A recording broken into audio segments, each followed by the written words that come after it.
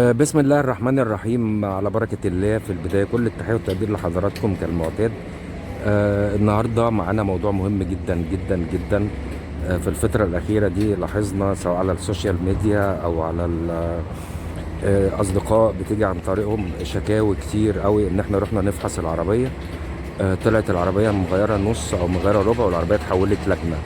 طب ايه اللي بيحصل وايه التطورات اللي ادت لانتشار الموضوع دون، وايه اللي خلى دور المرور يبقى ليه دور في عربية في الفحص بتاعها. هنبدأ كده خطوة بخطوة ان شاء الله، نحاول نرد على كل الأسئلة اللي هتورد من حضراتكم حتى من خلال التعليقات اللي هتوصلنا على الفيديو. عشان نتناقش في الحاجات دي، الحقيقة انا تواصلت مع مركز الخطيب للفحص الفني للسيارات تحديدا الباشمهندس عبد الوهاب لسببين. الحقيقة السبب الأولاني نوجه له الشكر بالنيابة عن حضراتكم جميعا على إسهاماته المتتالية في نشر الوعي ونشر الثقافة. ناس كتير ما كانتش تعرف يعني إيه قايم ويعني إيه شاسيه ويعني إيه حوض ويعني إيه عربية فيها دواخل عيوب شرعية. فإحنا بنوجه له الشكر إن هو نشر الثقافة دي الحقيقة عند قطاع كبير جدا من المتابعين، أو نقدر نقول من المصريين. يعني المركز بقى ما شاء الله من رموز الفحص يعني. فده السبب التاني ان احنا نتناقش معاه في ايه اللي حاصل. ونشوف عربيه برضو من الواقع عملي، الراجل يشرح لنا ايه الدواخل وايه الخوارج ويعني ايه عيب شرعي ويعني ايه عيب غير شرعي. طيب الجزء النظري انا هتكلم عنه. ايه اللي خلى المرور يتدخل في الموضوع ده؟ مع تعديلات قانون المرور الكتيره الاخيره تم استحداث ماده اللي هي الماده 17 وتوضيح ليها كذا ماده تفسيريه. تغيير الاجزاء الجوهريه في العربيه. تغيير الاجزاء الجوهريه دي احنا هننزل المنشور اللي نازل بتفاصيله سواء على الجروب او على القناه هنزله، فانا مش عايز اطول في الفيديو. قال لك ان الاجزاء الجوهريه في العربيه اللي هي الشاسيه او الحوض او القوايم او السقف او كل ما بيعتبره المرور اجزاء جوهريه من العربيه دي مش مسموح باي تعديلات فيها من غير جواب اصلاح من المرور. هبسطها لحضراتكم. احنا اللي مأمن على العربيه لا قدر الله لما بيعمل حادثه بيتصل بشركه التامين وبيعمل محضر، وبيجي مندوب من شركه التامين وبيعتمد المقايسه، يعني بتعمل مقايسه الاصلاح بيعتمد. الموضوع ده يمكن احنا للاسف الشديد جدا جدا برضو انتشرت في الفتره الاخيره تجاره العربيات الحوادث، واصبح في ناس هنا محترفين في تغيير الانصاص وتغيير الاربع بدون الاخذ في الاعتبار عوامل الامن والمتانه. فكذا حادثه حصلت العربيات المرور لقى ان العربيات دي بتفصل نتيجه ان فيها لحامات. اللحامات دي مش معموله بالطرق المفروض اللي هي السليمه والقواعد السليمه المقبوله للحامات، لان اللي بيعمل لحام للاسف الشديد كل تركيزه بيكون على اخفاء اللحام دون، مش على امن ومتانه صاحب العربيه او اللي هيشتري العربيه.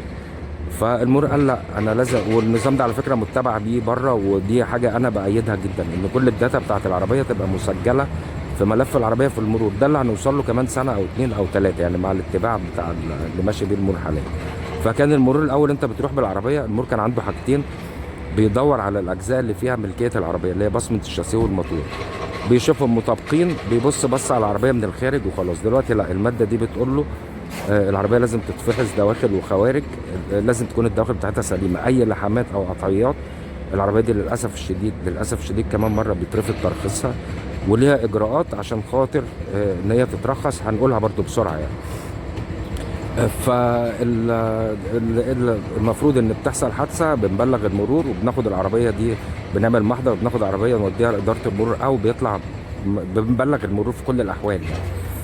سواء بقى في مندوب من المرور هيروح يفحص العربيه او احنا هنودي العربيه المرور، وبيتاخد جواب بالموافقه على الاصلاح والعربيه بتتصلح. وقبل الرش الاخير بيطلع واحد من المرور بيعتمدها والعربيه بتترخص وبيدق رقم محلي على القايم. ده للحاجات الجديده. طب لما جه القانون يتطبق، القانون كان ايه؟ بيرفض كل العربيات اللي رايحه مغيره انصاص، وعربيات كتير جدا اتخرجت وناس اتخرب بيتها يعني. فقال لك لا، احنا في بقى باب خلفي ان هو خاطر ما فيش قانون بيتطبق باثر رجعي في كل الاحوال يعني. وبالمناسبه انا عايز اقول على حاجه، يعني انا ضد كلمه القانون اللي يحمي المغفلين دي تماما. اي قانون معمول في الدنيا عشان يحمي، انا مش هقول مغفلين هقول الطيبين يعني. ففي ناس كتير يعني طيبين اكتشفوا ان هم عربياتهم ما اترخصتش، وناس كانت شاريه عربيات من 9 سنين وبترخص عادي جدا كل سنه، بس كان زي ما قلت لحضراتكم كان المرور بيفحص ايه؟ رقم الشاسيه ورقم موتور، بصمتين دول بس. اي لحامات بقى في العربيه ما كانش بيبص عليها. فدلوقتي اتعمل في شركتين، اللي هي شركة الفتح وفي الشركة الوطنية. اللي بيحصل، انا رايح ارخص عربيتي، المهندس بتاع الفحص بيعدي بالقلم او بالجهاز الديجيتال ده على العربية، وبيشوف هل في لحمات او في معجون في الاجزاء الرئيسية. طبعا احنا عارفين المرور بيبقى عامل ازاي وكمية العربيات اللي بتكون موجودة في المرور. القلم بيدي عنده قراية، بيقوم محول عربية لجنة. اللجنة دي سواء بقى في محافظة او لكن اشهرهم 4.5.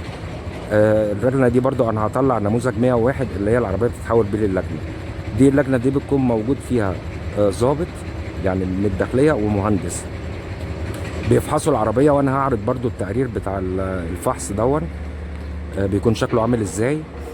بيفحصوا العربية وبعد كده بيطلع تقريبا اذا كانت العربية دي صالحة للترخيص او غير صالحة. فالثغرة اللي هي حصلت ان بيتعمل الجواب ده، المفروض جواب الاصلاح ده قيمته 1400 جنيه، فانا هتكلم بالبلدي يعني.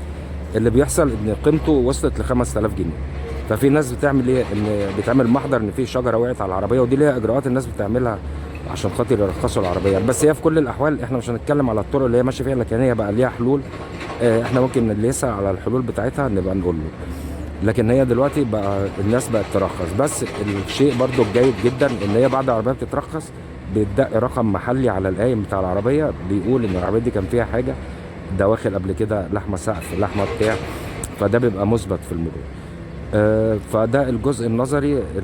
لان كانت في ناس مثلا على سبيل المثال، واحد كان معاه دايولانوس، راجل مدرس من طنطا، اشترى العربيه من 9 سنين، كان كل سنه بيرخص.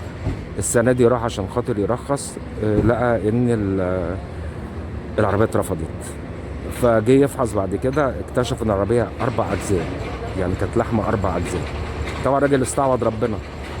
الحل بقى اللي انا عايز اقوله قبل ما نخش في الجزء العملي ونقابل الباشمهندس عبد الوهاب، انا رحت بالعربيه بتاعتي والعربيه اتحولت للجنه. ايه الاجراءات اللي انا اعملها؟ وبرده مع مبدا ان مفيش حاجه اسمها القانون ما بيحميش المغفلين.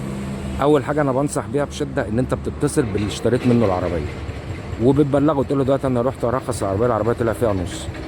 طيب الراجل طلع محترم وما كانش يعرف وحصل استجابه، اوكي، بترجع لك فلوسك. وانا باكد على الموضوع ده كويس جدا، يا ريت تتشبث بالفرصه دي، سواء بقى تاخد ناس كبار او تعرف كبار العيله بتاعته لو هو رفض. يعني قاتل لغايه اخر لحظه، حتى لو هتخسر لك 5000 جنيه بس ترجع العربيه عشان تحمي نفسك من الاجراءات اللي انا هقول لك عليها. طيب هو رفض وانا بقى عايز اعمل مشاكل معاه هو شخصيا، بقوم رايح مبلغ جهاز حمايه المستهلك. لان مفيش حاجه اسمها العيوب الشرعيه يا جماعه. دي ما فيش حاجه اسمها ان هي انا اشتريت بعد معاينه تم نفيها للجهاله، لا، في عيوب شرعيه مخفيه. وهو لما جه يبيع العربيه اخفى ان العربيه دي كانت مغيره نص او مغيره ربع او لحمه حوالين الشاسيه، يعني اي حاجه بتعيق ترخيصها، واخفى عني المعلومه دي. فانا بطلع على جهاز حمايه المستهلك وببلغهم وبعمل محضر وبطلب لجنه من كليه هندسه. اللجنه دي بتعين اللحام اللي في العربيه دي وبتكتب تاريخه. يعني انا شاري العربيه مثلا من شهرين والعربيه دي مغيره النص ده من سنه، صدقني هو اللي هيجري وراك يعني لو انت اتبعت. طيب ما اتبعتش بقى الموضوع ده اللي هو بتاع او ان الراجل مات او وات ايفر بقى يعني. الجزء الثالث بقى ان انا بروح بجيب جواب اصلاح. الجواب الاصلاح ده من شركه الفتح لو في مواتير، ومن الشركه الوطنيه لو حاجه في الصاج او في الشاسيهات. الجواب ده تكلفته 1400 جنيه، والعربيه بصلح. وهم المرور بعد كده بيجي يعتمد الاصلاحات اللي حصلت دي وبيدق رقم محلي على الشاسيه. ده ببساطه شديده كده. وطبعا عشان الفيديو ما يطولش، انا اي تعليقات انا تحت امركم فيها. نبتدي بقى نخش نقابل باشمهندس عبد الوهاب بنشكره ونكمل الفيديو بتاعنا. دي في بسرعه شديده جدا تفاصيل الماده 17 اللي هي دخلت في المرور، اللي هي بتنظم الاجزاء الجوهريه. بتقول ايه؟ بتقول عند تغيير احد اجزاء المركبه الجوهريه يشترط الاتي. أول حاجة يتوافر بالجزء الجوهري المستبدل شروط المتانة والأمن المقررة، وأن يكون من ذات ماركة الصنف أو الجزء التالف. بالنسبة لتغيير القاعدة اللي هو الشاسية، يجب أن يكون التغيير للقاعدة بكاملها وليس لجزء منها. فإذا كانت القاعدة مكونة من عدة أجزاء يمكن تغيير جزء منها في حالة تلفه. لا يجوز تغيير قاعدة الشاسية وجسم المركبة معا. ألا يؤدي تغيير الموتور عند ضرورة تغييره إلى تغيير أماكن تثبيته بالمركبة طبقا للتصميم الأصلي. أن يتم اختيار قسم المرور المختص قبل إجراء أي تغيير، وهي دي النقطة اللي الناس كلها بتقع فيها. عند تغيير الجزء الجوهري يجب تقديم سند انتقال الملكية. ده بيتكلم على الموتور او الشورت بلوك، وبلس طبعا النص او الربع او القطعية اللي هتتعمل. المادة طويلة ممكن حضرتكم ترجعوا لها وانا هنزلها برضو مع الفيديو. دي جواب من شركة الفتح للصناعات الهندسية، ده بالنسبة للي هيعمل تغيير في الموتور. دي الصيغة بتاعته، وبرضه هننزل الأرقام بتاعت التليفونات بتاعتهم لو حد حابب يتواصل معاهم. شهادة صلاحية فنية بتاريخ 24/4/2022، فاتورة رقم كذا، السيد مرور أو مدير مرور الجيزة، وحدة مرور أكتوبر الملاكي. نتشرف بإحاطة سيادتكم بأن الشركة قد قامت ببيع وتجهيز وتركيب موتور على نفس القواعد الأصلية للسيارة طبقا للأصول الفنية للصناعات المصرية.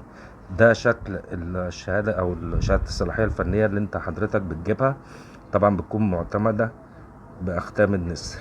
ده كده تاني نموذج. طب نموذج 101 برضو اللي انا اتكلمت عنه، اللي هو ده، دي عربية اتحولت للجنة. ده تقرير فحص فني للجنة، اللي هو العربية اللجنة دي طلعت التقرير بتاعها. وارد كتاب إدارة مرور الجيزة يفيد الاشتباه في وجود لحام حول رقم الشاسيه. اتشكلت لجنة. اللجنة دي بتكون من أحد الإخوة الضباط ومن أحد المهندسين أو مجموعة منهم.